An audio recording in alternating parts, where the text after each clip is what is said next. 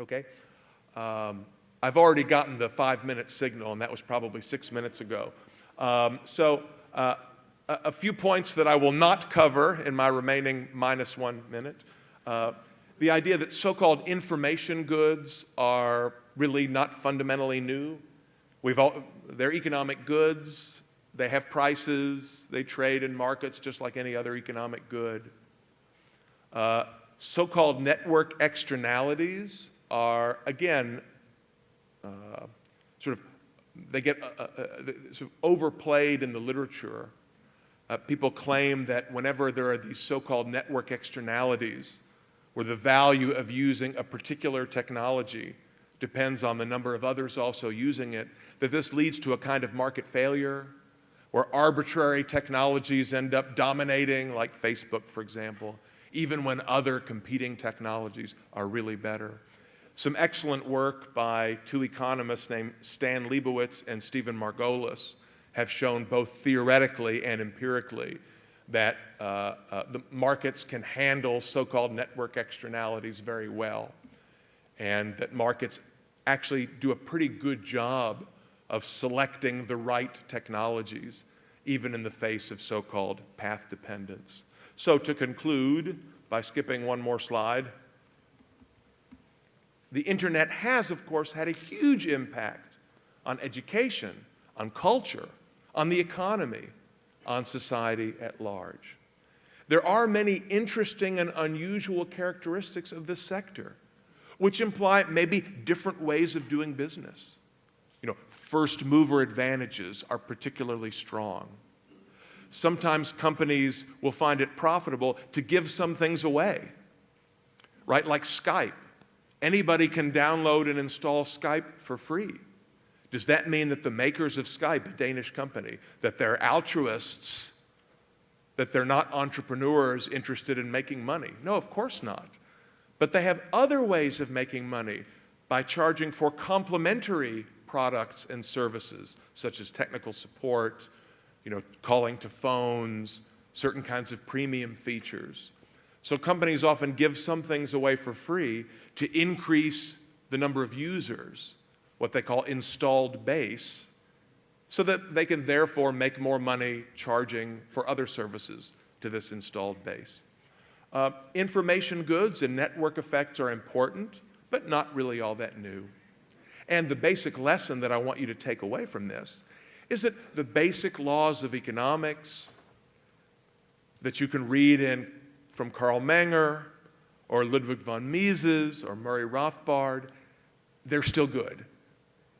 Okay, Mises didn't write about the internet, it's true, but the principles of understanding human interaction, of understanding market competition, pricing, buying and selling, and so on, that one finds in works like Human Action, are just as important and valuable today as they were in the so-called old economy. Thank you very much for your attention.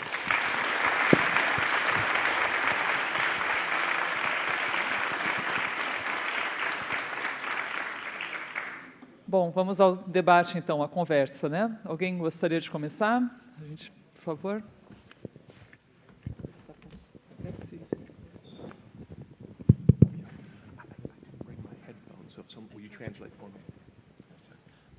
Bom dia, meu nome é Caio. Só uma curiosidade, em um dos slides você mencionou a falácia do Nirvana, Nirvana Fallacy. Você poderia falar mais sobre o que seria isso? Fiquei curioso. I'd like to know a little bit about Nirvana fancy that you mentioned previously. Yes. So what they call the Nirvana fallacy, the economist Harold Demsetz is the one who coined the term, is the idea of looking at kind of imagining a perfect situation, a paradise, comparing a real-world outcome to that paradise, finding, not surprisingly, that it isn't as good, and concluding, therefore, that the market failed. So, for example, in the history of technology, many critics will say, well, what's a good example? So, let's say there's Facebook and MySpace, two competing social network platforms, or at least they were competing until recently. And some critics journalists, engineers will say, well, Facebook sort of ended up dominating, but the other one, MySpace, was really better.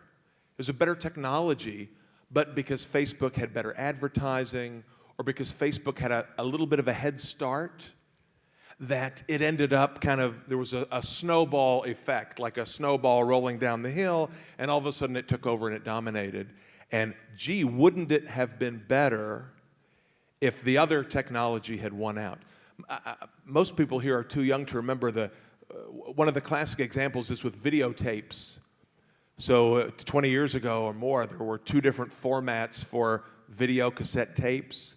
So-called VHS, the one that became the dominant technology, and another one called Betamax, made by Sony. VHS beat Sony in the marketplace, but many critics of the market have said Betamax was really better.